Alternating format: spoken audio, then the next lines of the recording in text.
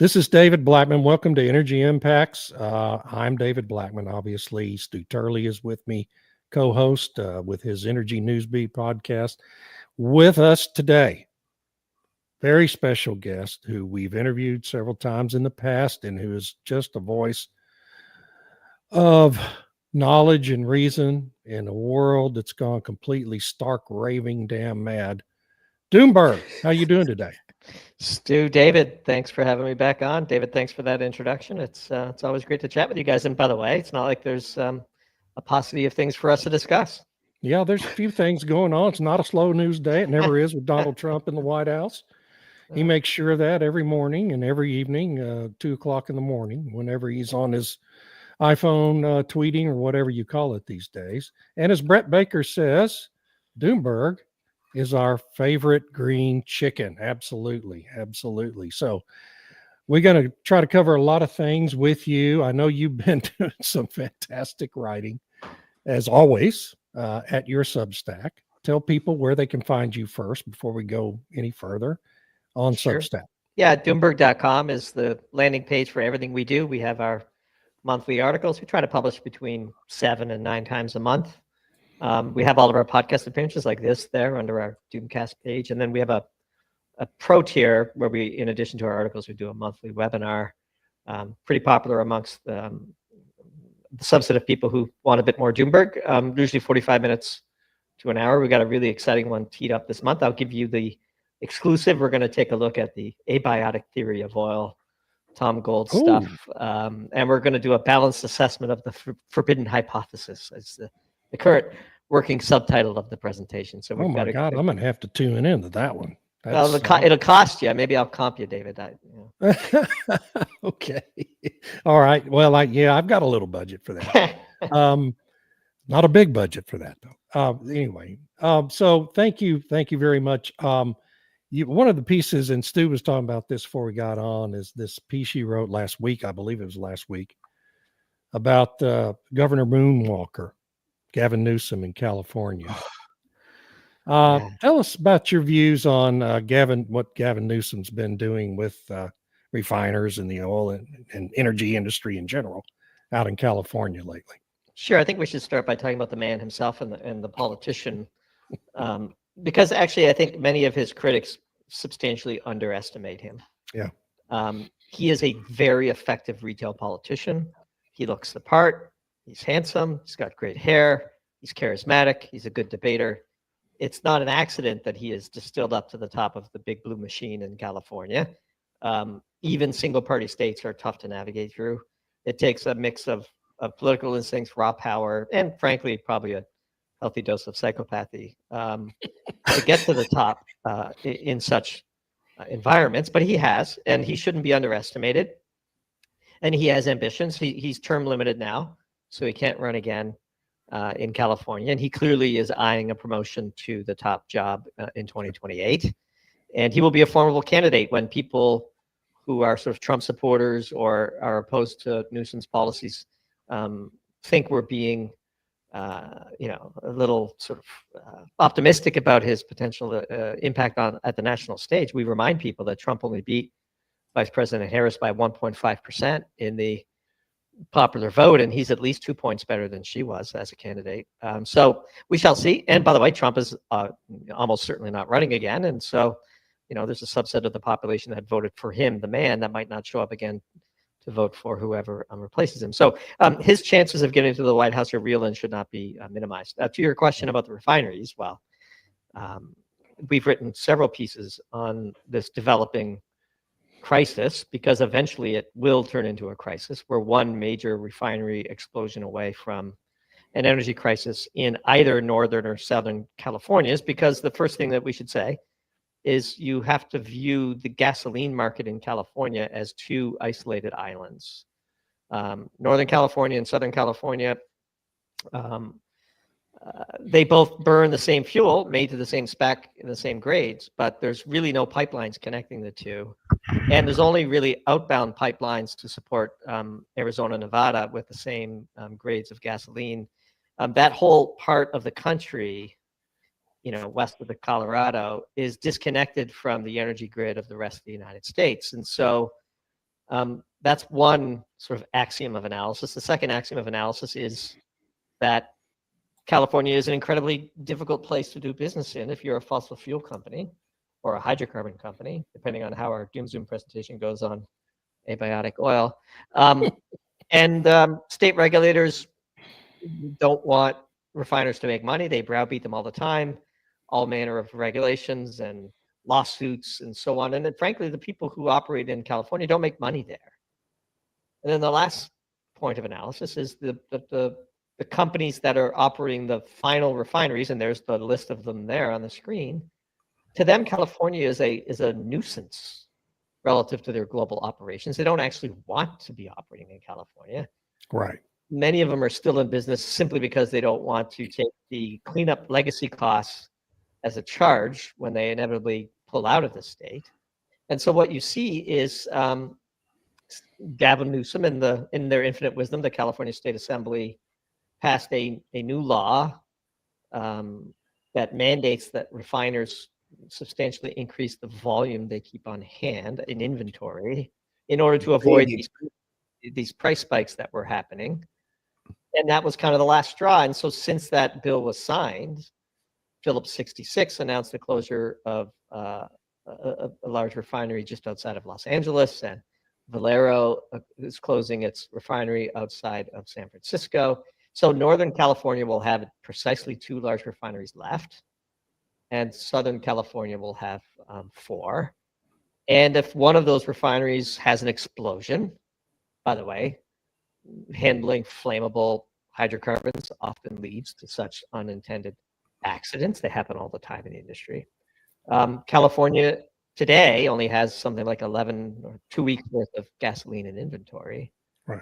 You have a run on the pumps. It's coming. Like, we've written about this for a year. It's going to happen. And when it happens, they'll, just like the fires in Los Angeles, there'll be all manner of blame storming. And but by the way, go back to that chart, because there's one more thing I want to say. The biggest refinery in Northern California, that Richmond Chevron facility, sits right on top of the Hayward Fault.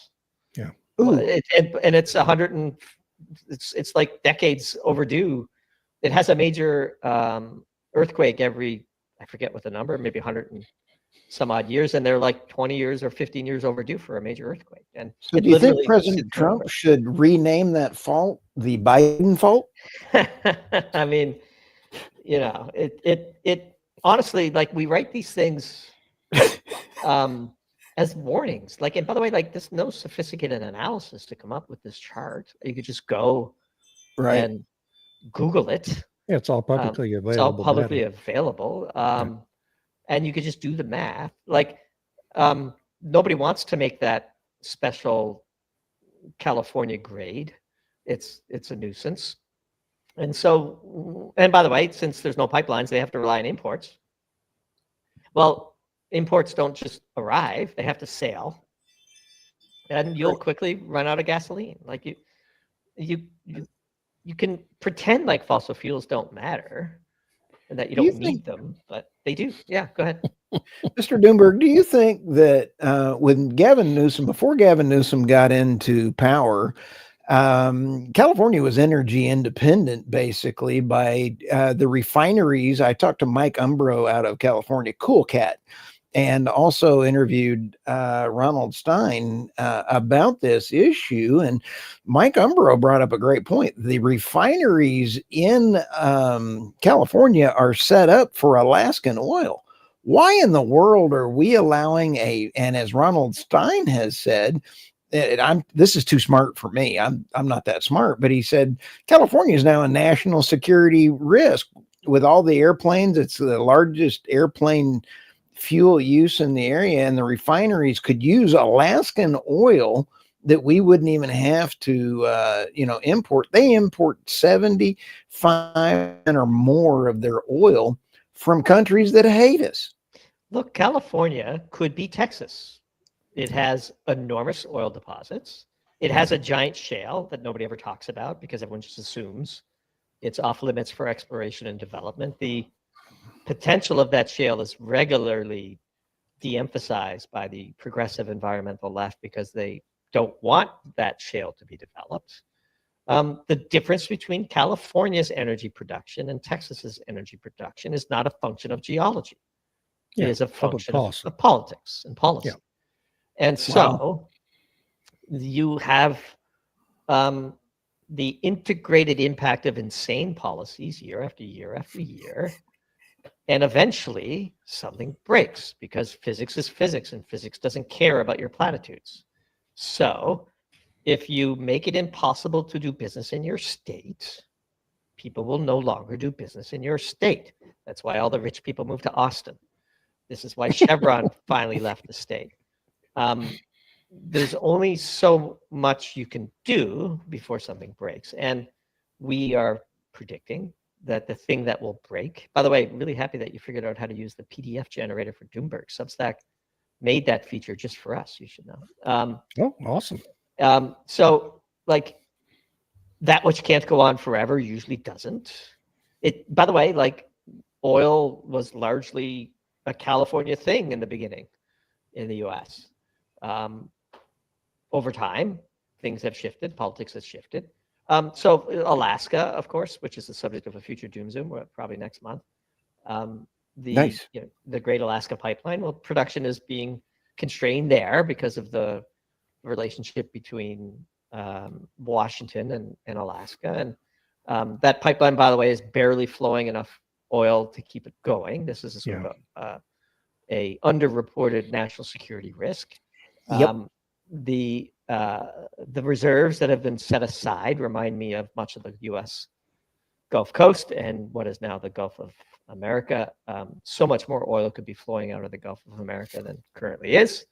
And these are all, again, political choices, which, again, when people talk about peak oil, I have to roll my eyes because there's so much oil to be had that it literally is just a matter of political choices. And when oil goes to 300 because we're short of it, those politics will be wiped away.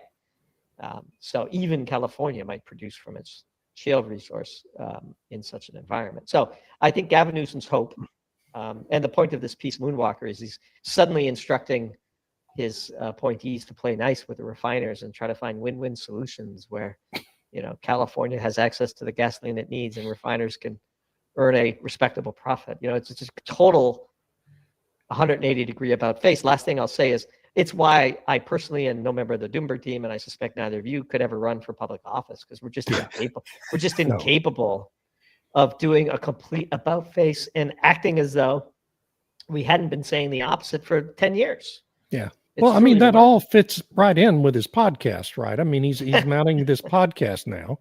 He's interviewing conservative guests, or at least he started out doing it. So he can train himself to say things he doesn't actually believe, or maybe he doesn't actually believe the way he's governed all the time. But it's just basically an exercise in trying to train himself and prepare himself for the 2028 election by learning how to adopt a different set of talking points from the other side. Yeah. And so the man doesn't believe anything. He's this empty vessel for others to fill with their own ideas. And so that makes him just like who? Just exactly like Barack Obama.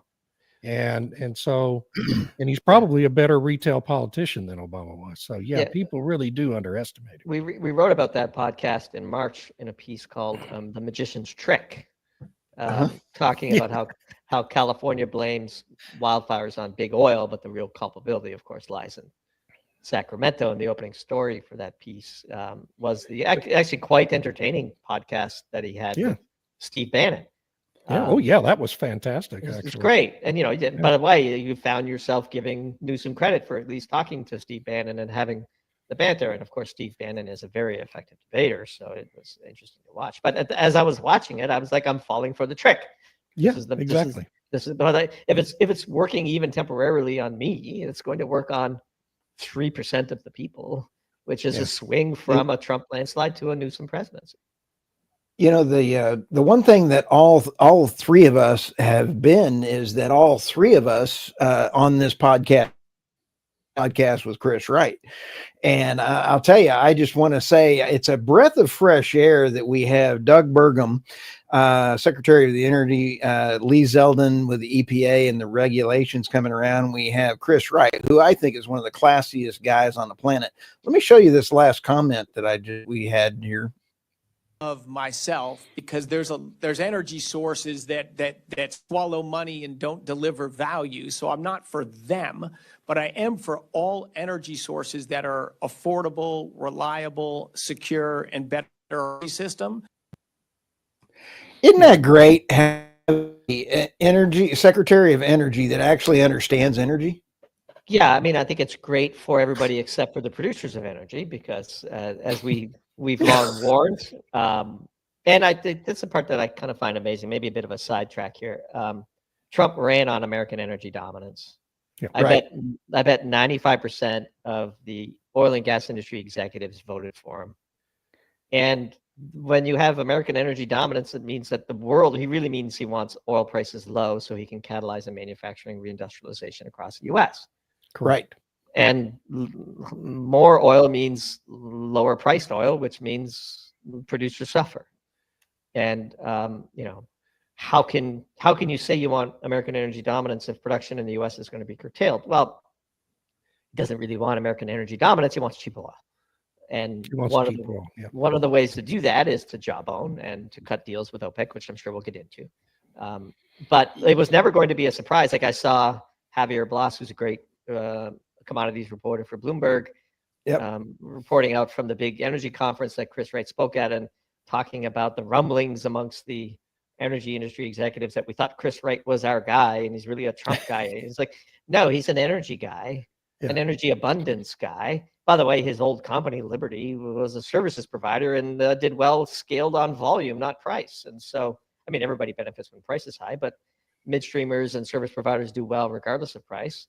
And so, I mean, in his manifesto that he published, before Trump selected him, made very clear he's an all of the above, produce energy abundance, energy is life, all of the things that we've talked about before. Yep, that's right. Bettering human lives. He is a human first person. To better human lives by producing abundant energy, somebody's going to take the hit, and the equity stack of producers in the U.S. is probably going to suffer.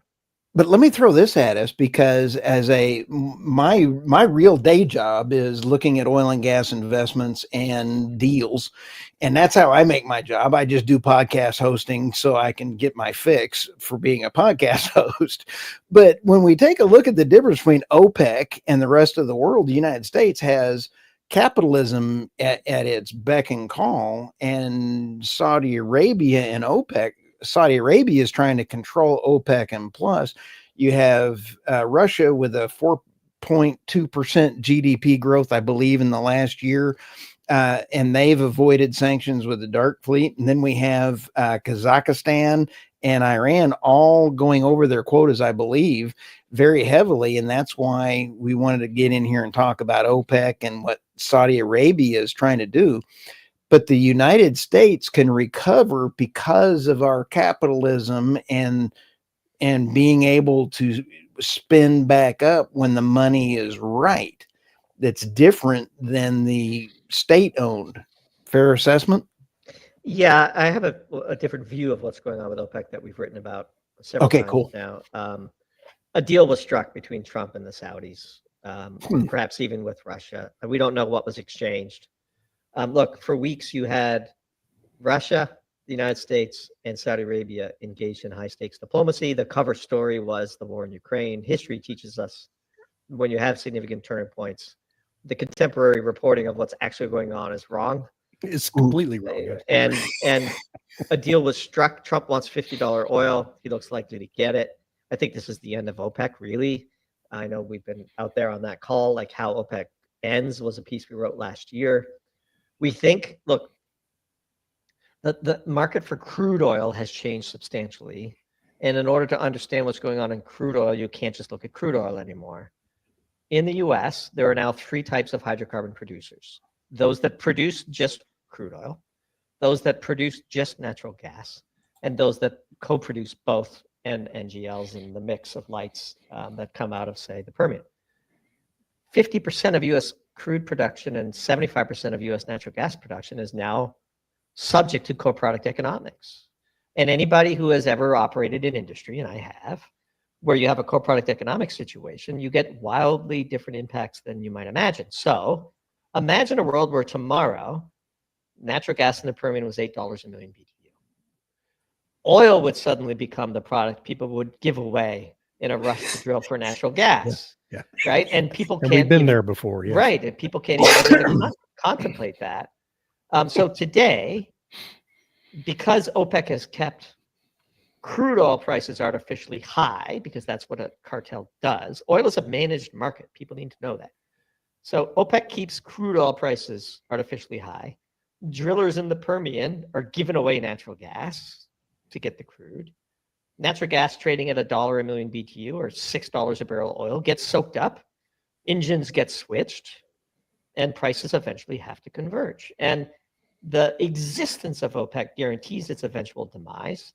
To its credit, it has been the most effective cartel in modern economic history. It really has. But its time is over, and it will have been undone by the wave of light hydrocarbons coming that are selling at a huge discount, that are precipitating engine switching across all supply chains, starting in the US. We're seeing it in China.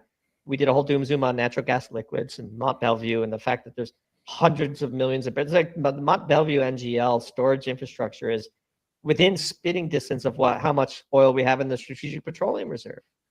It's a massive facility. It's all brand new, and engines are switching. Ethane-only crackers are replacing naphtha crackers, and LNG-powered trucks are replacing diesel trucks in China, and LNG-powered cargo ships are replacing bunker oil. The world is going lighter, and in a world where OPEC basically only produces crude oil, their time is up. So a deal was cut. Wow. Trump wants $50 oil. I don't know what was given in exchange. A hunch, gold price is allowed to run. Saudi Arabia owns a lot of gold. Who knows? Something was done. When OPEC poured oil on a burning tape that Thursday after Liberation Day, we sat up in our chair and said, whoa, this is different. This is historic. Something has shifted. And as we just wrote in a sort of a follow-up piece the week that was, where we covered 3 stories, OPEC, the Canadian election, and the blackout in Spain. Trump wants $50 oil. WTI settled between 60 and 65. So Saudi came out again and stomped on the tape. We're going to 50. I don't know who's buying oil at 62, but they don't like money. Yeah, it does feel like we're going to be at 50 pretty quick too. I mean, it might be the bottom, by the way. Like, we're close to finding a new equilibrium. Yeah. And then what you'll see, which is what we've seen historically, is the big companies will buy the small companies at distressed prices. They'll wait for a Democratic administration and they'll print cash. So our general view of the world is that infrastructure gets built during Republican administrations and money gets made during Democratic administrations. And it's funny to watch, amusing to watch, conservative-oriented executives in a conservative industry vote for Trump and wonder why oil prices are going down. The man ran on a platform of cheap oil. And he, if nothing else, he didn't lie to anybody about it either. Lie to anybody about it. Yeah. But Chris, right? Let me ask this. Go ahead. I don't disagree with anything that you're saying, but when we take a look at normal decline curves around the world, and I do not believe that one basin does not make a you can't determine that the Permian, yes, it's going to be more oil going on because we have water problems going on in the Permian. One basin output doesn't say that we're at peak oil. We haven't even begun to hit peak oil, in my opinion. But as we sit here and we take a look, I forgot my damn question. Well, I was on a roll here. I pulled a David Blackmon. Holy smokes. I think you were fixing to say something about the fact that the Permian Basin may have peaked, at least temporarily. Yes, but and when we sit down, but this is the capital cycle. So you were basically saying, hey, won't we have curtailment and then we'll have a shortage and price will spike? Yes, all of those things are true. What's important to do is to not draw a tangent line to a sine wave. The demand and production for oil goes up and to the right with a sine wave function for 2 reasons. One, the demand for energy is infinite, but 2, the capital deployment cycle and the business cycle can sometimes get out of phase. And so you alternate between gluts and shortages and gluts and shortages and gluts and shortages. And with each glut, the industry gets better and better at finding oil and bring it to the market. And the break-even price of natural gas in Appalachia is what, $2.50 a million BTU now.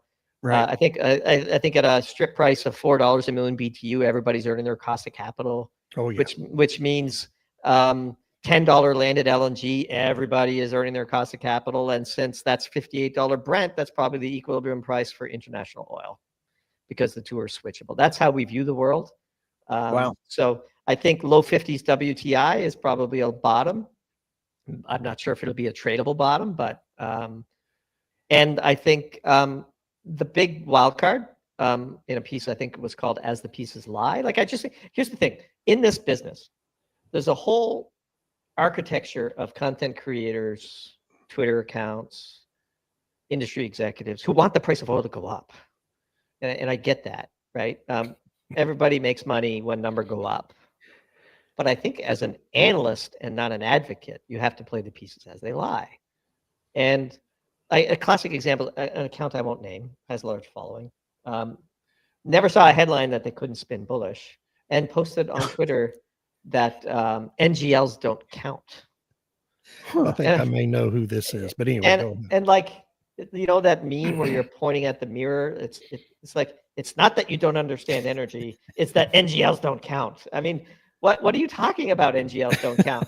Tell that to the NAFTA cracker that just shut down in the Netherlands because a giant ethane-only cracker opened up in Pennsylvania. I mean, of course they count. What happens to that NAFTA? It gets recirculated back into the quote-unquote oil infrastructure, and it gets used to, you know, commingled with heavy crude in Alberta or Venezuela or whatever. Pick your favorite. Right.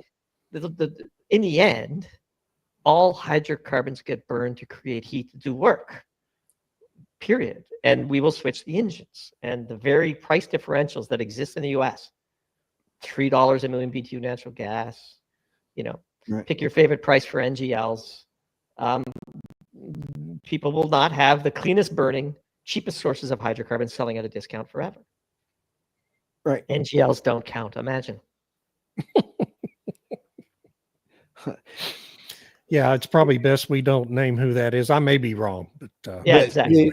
The one thing, you know, the International Monetary Fund on OPEC said that the Saudis, this is bringing up a huge question, and that is you look at the end of, I think NATO has outserved its thing. The EU has outserved its trading bloc. Trading blocks are changing around the world, but also the taking a look at not only the OPEC needing, the International Monetary Fund says OPEC needs a ballpark of $95 oil just to meet their normal sovereign fund, wealth fund, and social building projects and everything else. I've always crayoned off on the side that we'd be around the $80 oil worldwide, based off of the $4 trillion that we need just to meet normal decline curves, making the assumption that if China remains somewhat afloat and then India is increasing at the percentages they're increasing, that's kind of where I came up with that ballparkish number. Does that make sense? Yeah, I think it's a fine number. Look, an $80 oil in today's dollars is not $80 oil 20 years ago.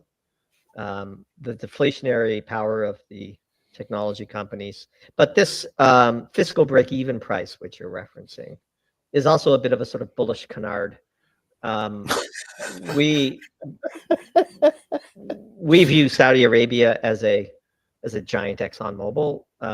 Saudi Aramco is an extremely well-run company, and they too will scoop up distressed assets at the low. They're happy to run at $50 for years. They're a good credit. People are going to lend them money. They're not too concerned. It's the countries like Venezuela and so on that'll suffer. But by the way, that might be part of the plan. I mean, it sure seems that way. The U.S. again, we wrote a piece. All we write about is energy, basically. The occasional China chip piece that nobody reads, but we wrote a piece called "Misreading the Room." We were talking about how Maduro wasn't getting what was going on.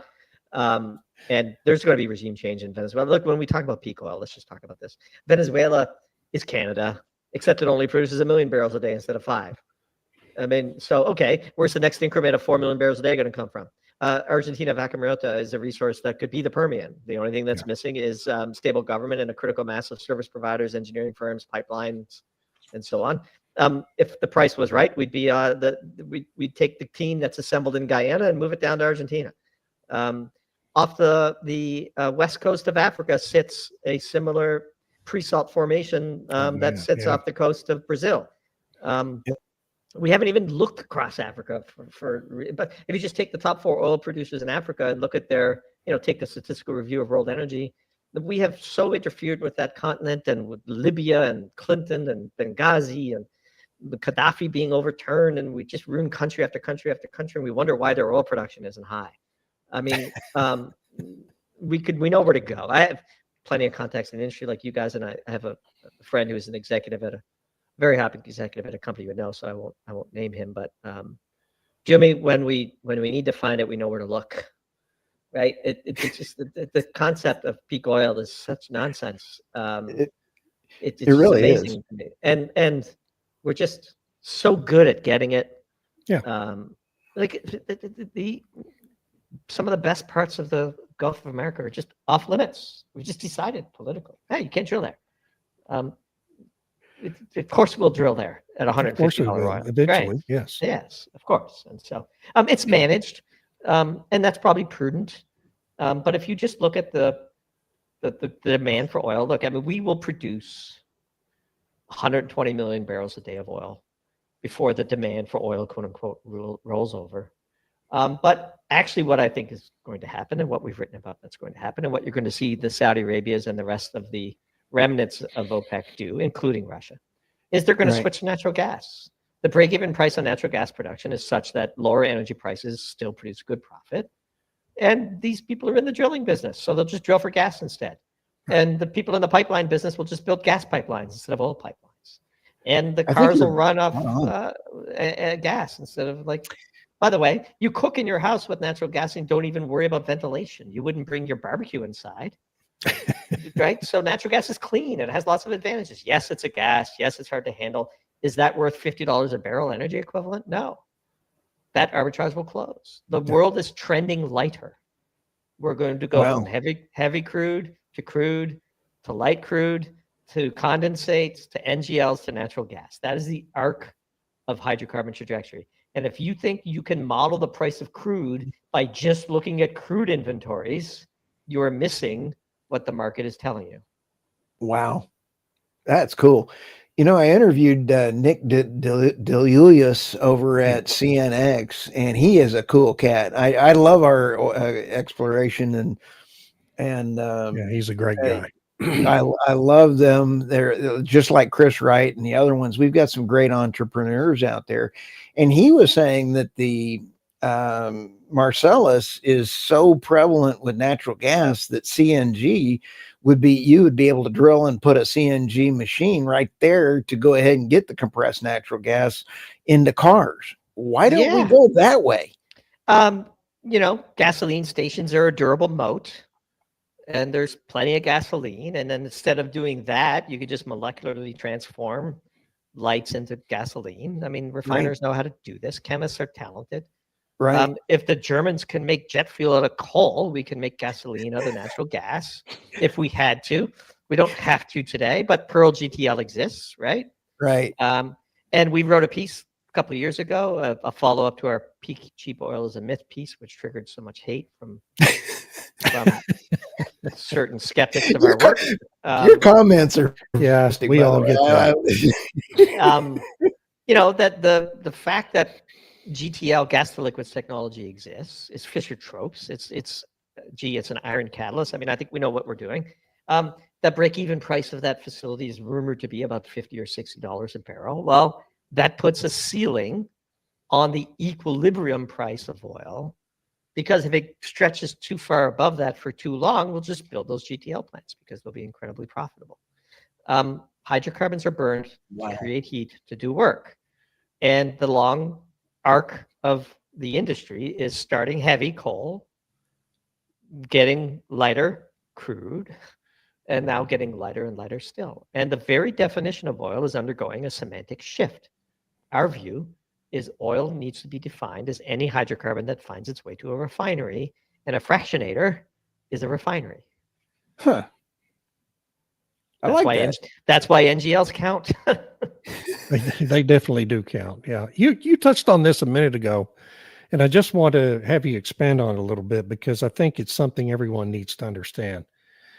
At $50 oil in the Permian Basin and these other oil-heavy shale basins, $50 oil means the big companies are going to come gobble up the smaller companies, right? Yeah. I mean, this is exactly what ExxonMobil and Chevron and Oxy have been tooling their businesses to take advantage of in those basins. And so, I mean, yeah, we've had a lot of consolidation already, but do you really expect another wave of consolidation? This is forever thus, David. I Yeah. mean, this is how Yeah. the industry operates. You've been around it long enough to know. You have all kinds of independents who get over their skis and have leveraged balance sheets, but are sitting on Yeah. great assets that might not be great for the next 18 months, and they're hated because oil is $40 a barrel, and they can't give it away, except the people who have been running Exxon know how to run Exxon and have managed through many cycles, and they just pile up the cash and wait, and they're not afraid to lose a couple of bucks a share each quarter, and they still pay their dividends because they know that you don't draw tangent lines of sine waves. Right. And so they know when they make all their money, and they know when to wait and buy all their resources to make all their money in the future. By the way, Trump's not going to give nothing to the oil industry. We're going to get long-term leases on federal land. They're going to term out the refilling of the Strategic Petroleum Reserve in a way that you could hedge your production and have a good baseline. Chris Wright knows how the energy industry works. But the big majors are going to win. And by the way, if you ever go to an oil and gas conference, all you hear from the independents and the small players is how much they hate the big players. They don't hate the government; they hate the big players. Right. Right. And the pipeline companies. Right. And the midstreamers who are running an oligopoly, and everybody's dipping their beak, wetting their beak in my vig. It's the same story, right? And so. I guess that was a great analogy, actually. A bit of a pun, considering that I choose to identify as a green chicken. But yeah. And by the way, this is a perfect curve. Put that curve back up. Okay. This curve is actually irrelevant. Oh, this is Because what's the break-even cost of the combined production of natural gas and oil that you get? Exactly. I was thinking of that while because I use this all the time because, everybody's saying it's, and so as we're doing this now, it needs to be updated this is from the Dallas Fed, and I love the survey. So the question that the Dallas Fed needs to ask now, if I'm following our conversation, if I'm in the same podcast, needs to be updated.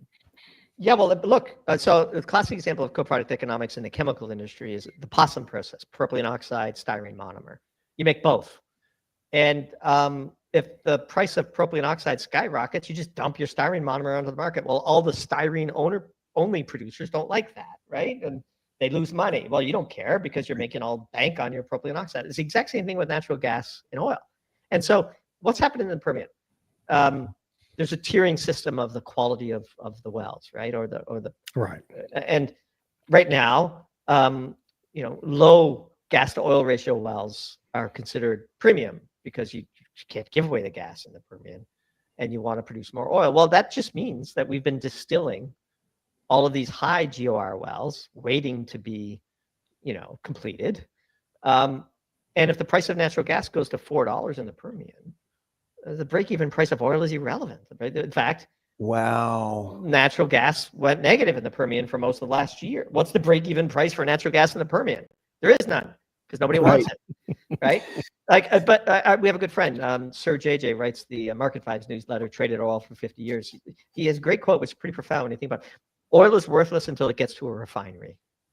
Right. And pretty so much, yeah. Oil can be worthless if everyone wants your natural gas. And by the way, maybe you start seeing these off-grid AI pods that we've been writing about, where natural gas goes in one side of the building and data comes out the other.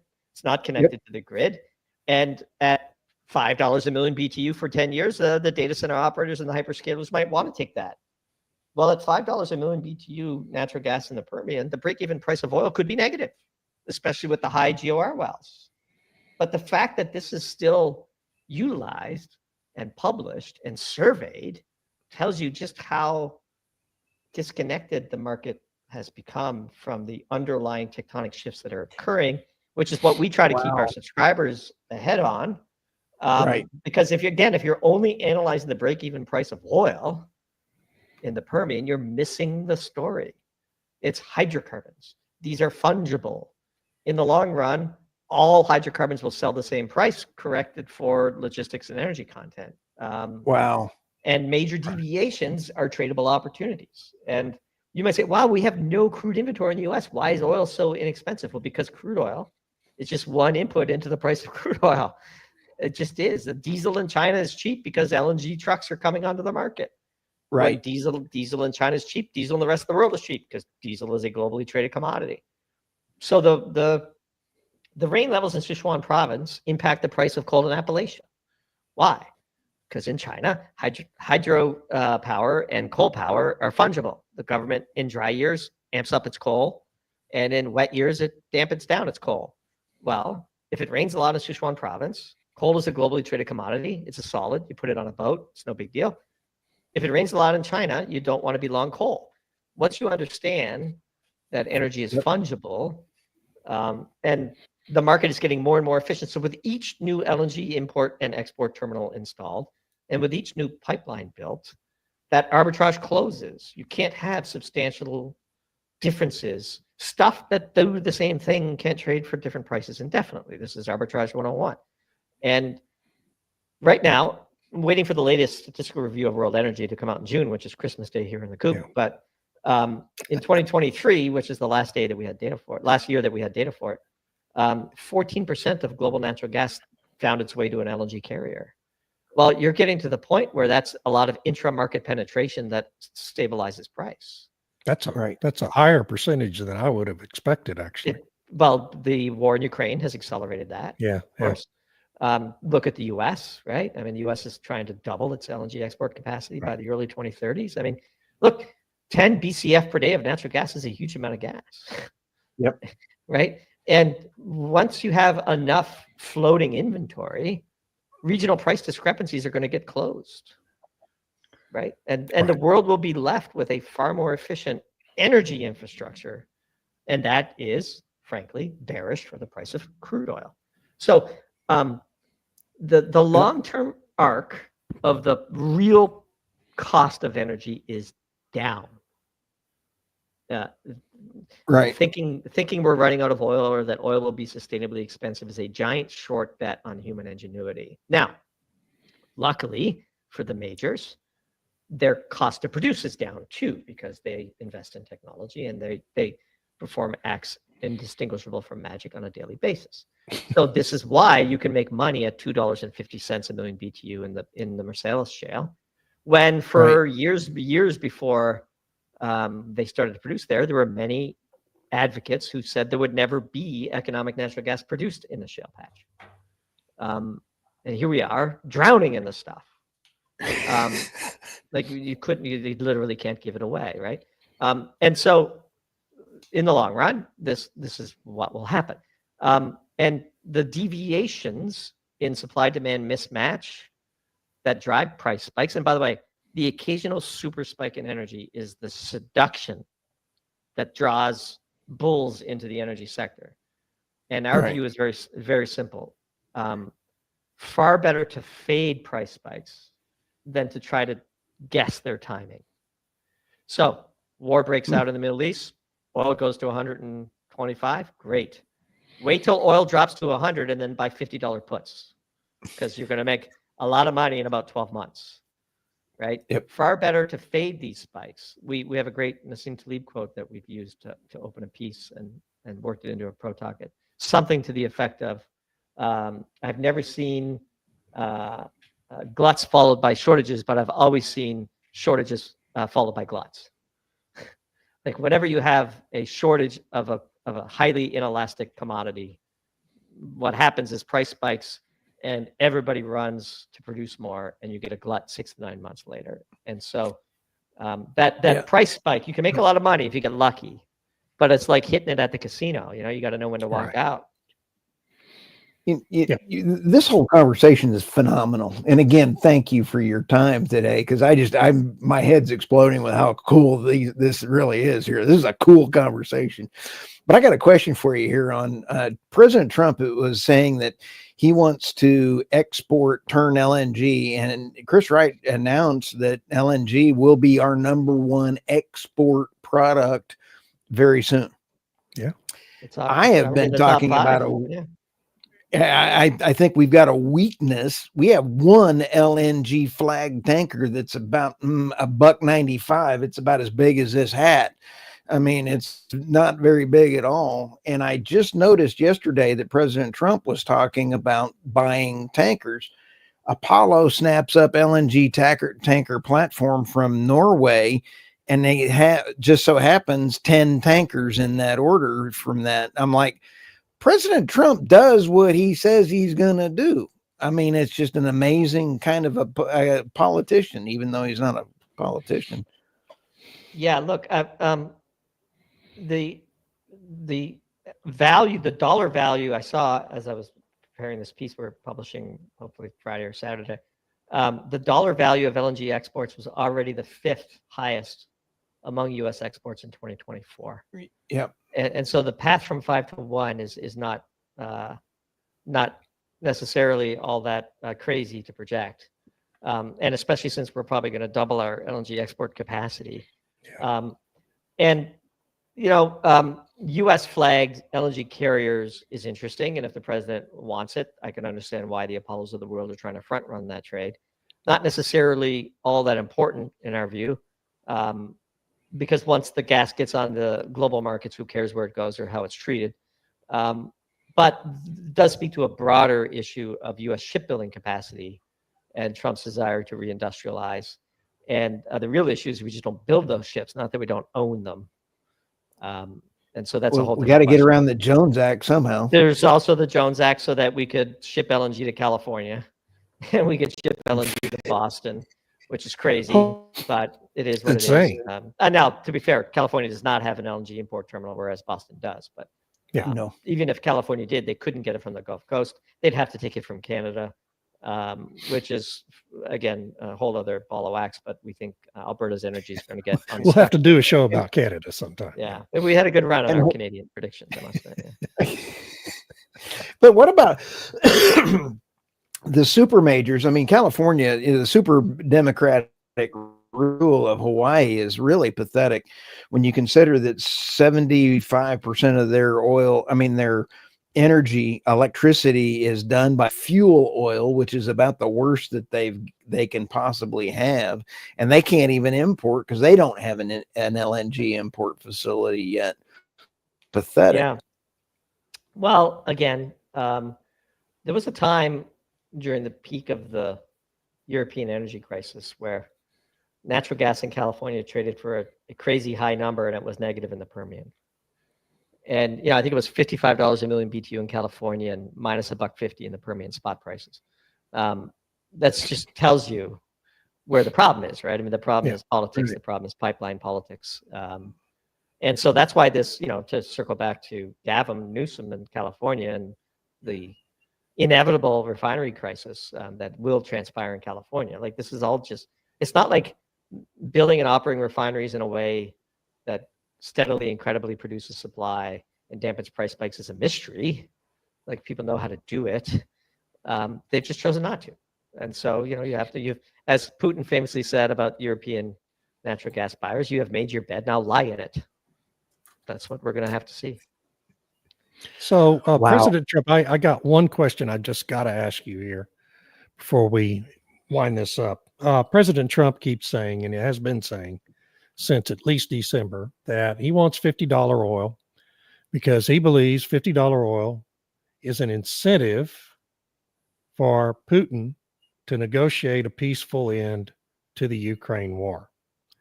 And I have to admit that I'm not clear on why that would be such an incentive for Putin to do that, but I wonder if you have a view on it.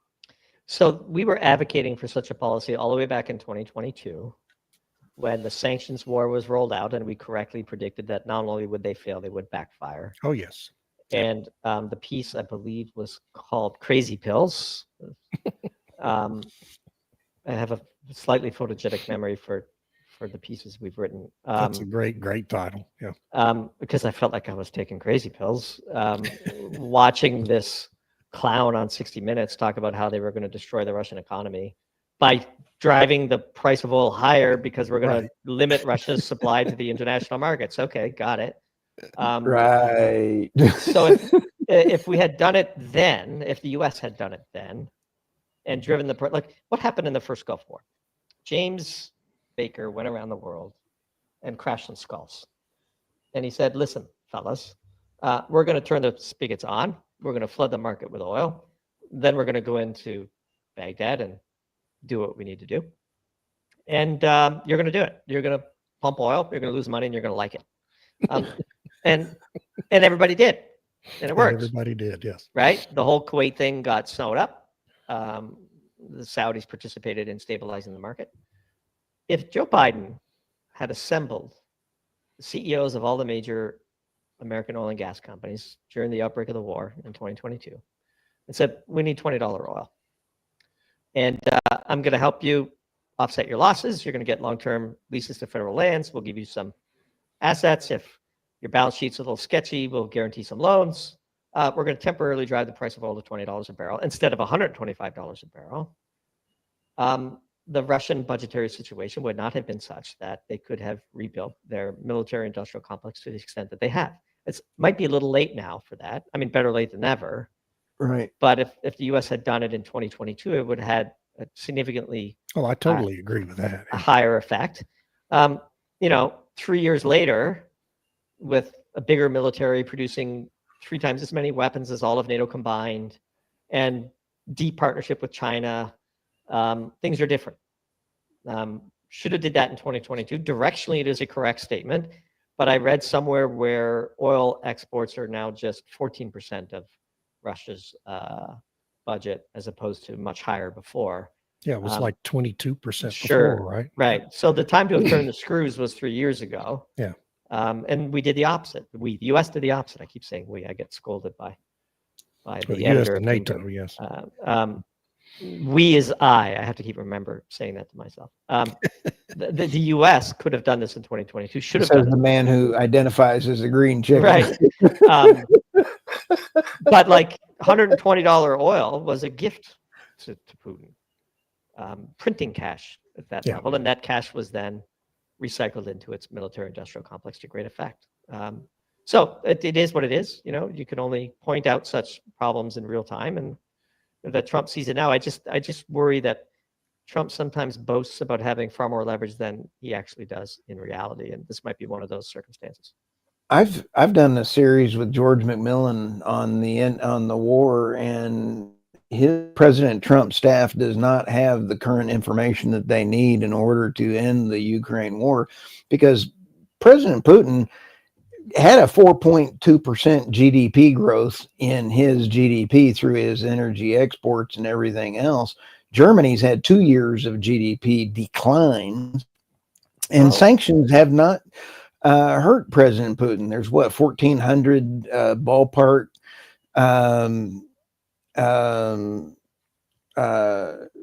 ghost ships. Of those, I think 200 or 300 of them are propane and other molecules. And so they figured out a way to get around those. I think Russia's ballpark 500 tankers or so. Yeah. I think that the right way to get Putin to end the war would be to do business with him as opposed to trying to beat him up. Look, wars should be avoided because sometimes you lose them. Yeah. And they're bad. It's a hard lesson to learn, isn't it? And losing wars is really hard. Yeah. And NATO has lost the war against Russia. I think there's a lot of denial, even amongst probably the people listening to this, that the war is lost. The war is lost. Russia stared down the totality of NATO support in Ukraine.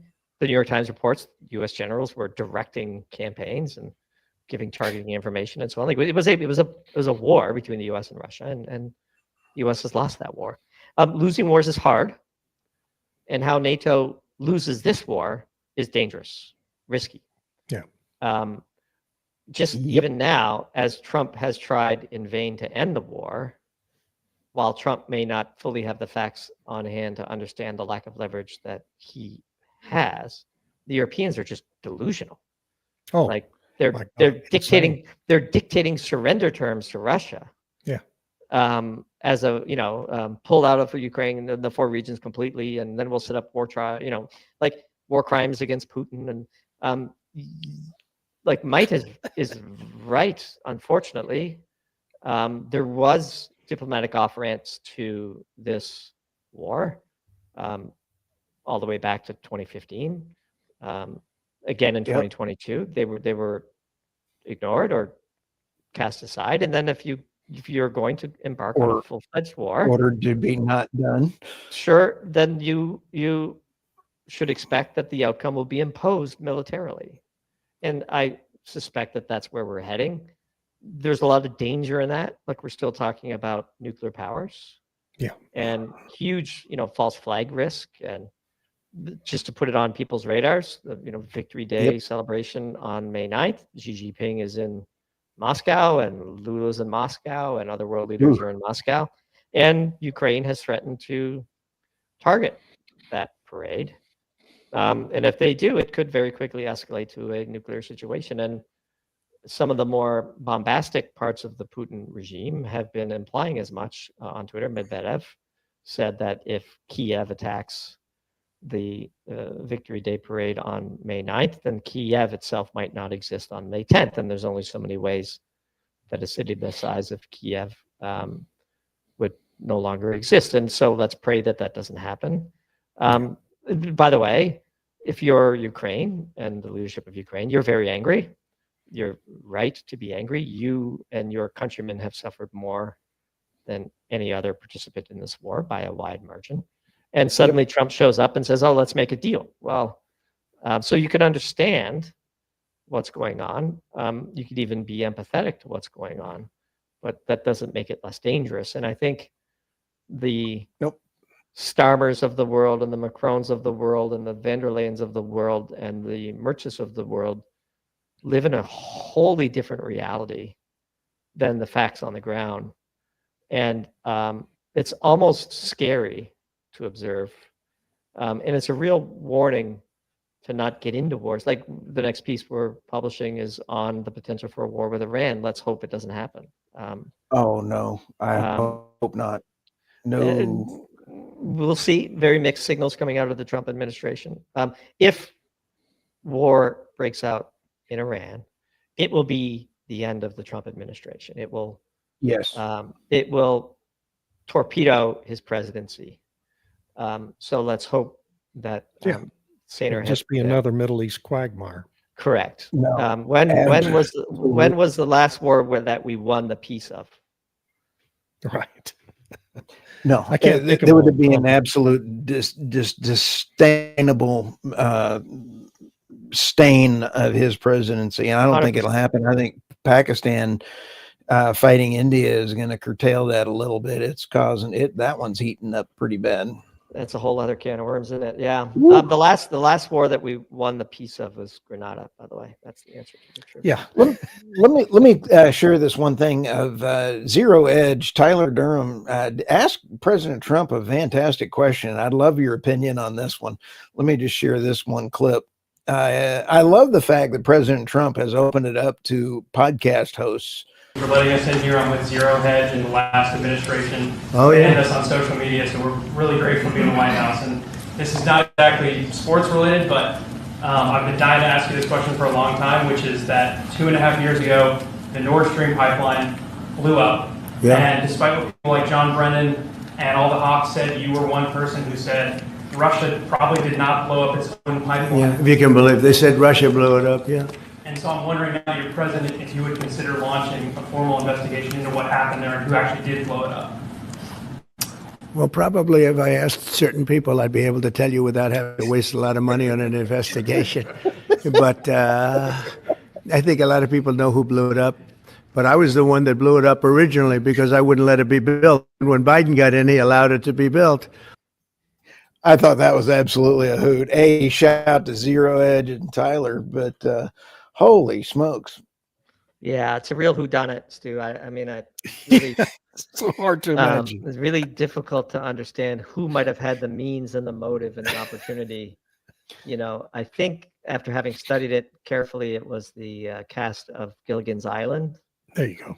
Or the Ukrainian SEALs. That was absolutely a hoot. Oh, it was a 3-hour pleasure cruise, Stu, and they just decided On a on their yacht. own, with no help from any intelligence agencies whatsoever, to go on a bit of a scuba dive and blow up a deca-billion-dollar piece of energy infrastructure. All kidding aside, I think everybody knows who blew up that Right. pipe. But let me ask this. Energy as a export service, when President said, hey, what about managing the Russian nuclear plants in Ukraine as a service? Secretary Wright went, I'll do that.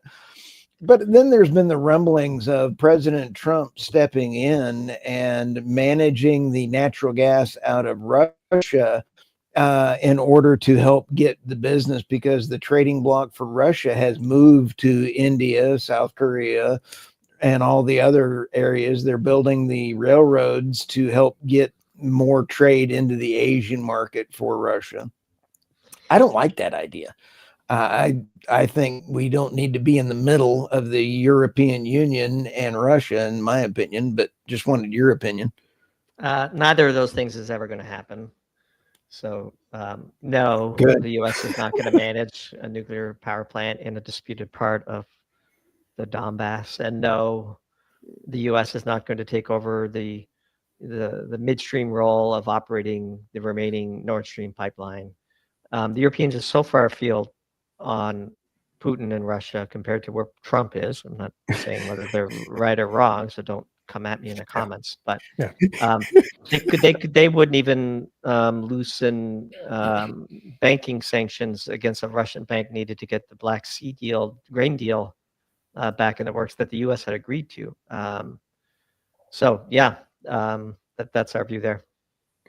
Cool. I loved your opinion. And then we have another great comment from this one right here from John. How would that 20 Saudi? Yeah, we're not going to get to $20 a barrel, at least not sustainably. $20 a barrel is deep in the hurt locker. And again, don't forget, we're at a point where you have $3,300 an ounce gold. And the last time we had $20 oil, I think we had $300 right. oil. So I think 50 is the equilibrium price. If we go too far from it, then it becomes interesting to potentially get long the players that can survive it. But we won't be at 20 for very long. And this next one has to be the last question. We're way over time here. Yeah, that's a 20-minute answer though. We're occupying Doomberg's whole afternoon here. That's all right. Yeah. You can put the question back up. I'll address it quickly.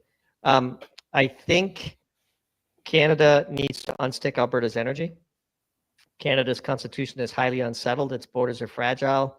The relationship between the provinces and the provinces with Ottawa and the country with Britain is complex, filled with lots of history. Carney, as a globalist delight, is the one politician who can credibly make a deal with Alberta. So here's what we think is going to happen. Alberta will trigger a fake constitutional crisis. Mark Carney will cut a deal with Danielle Smith. The Quebec question will be settled as part of a grand solution. And Canada will leave the Trump era more unified and its constitution settled and its energy unstuck than it otherwise would have. And it's all because of the threat of Orange Man Bad, which is air cover for doing all of this. And so given Carney's past, he is probably the only politician who can credibly cut a deal with Alberta, and Alberta is playing its role. And and we think that protests against major infrastructure projects that unstick Alberta's energy will be surprisingly muted because the Canadian press will go along, and references to climate change itself will begin to fade from the Canadian lexicon as the new what a blessing as the new Canada emerges from the Trump era. Wow. God, that would just be a blessing for all mankind if that happened. Look, that's a long shot prediction, and we did call Carney winning the election over the Conservatives when Carney wasn't even a contract that you could bet on Poly Market. So maybe we're running a parlay and pressing our luck, and we should just take our chips and exit the Canadian casino, having made a good call. But we got a piece to publish every 4 days, so why not go out on a few limbs? Why not? It's my I philosophy. like it. All right. I'd like to say thank you, Mr. Doomberg. man, I thank you really so much. appreciate you and your great leadership. It's really great to be here. I enjoyed it. Yeah, the hour and 10 minutes flew by. So It did. Always does with you. cool. All right. All right. Thank Well, you. Thanks everybody and, for joining us. You bet. Hey, we will see you guys again soon. And I'm ending it right here. Here we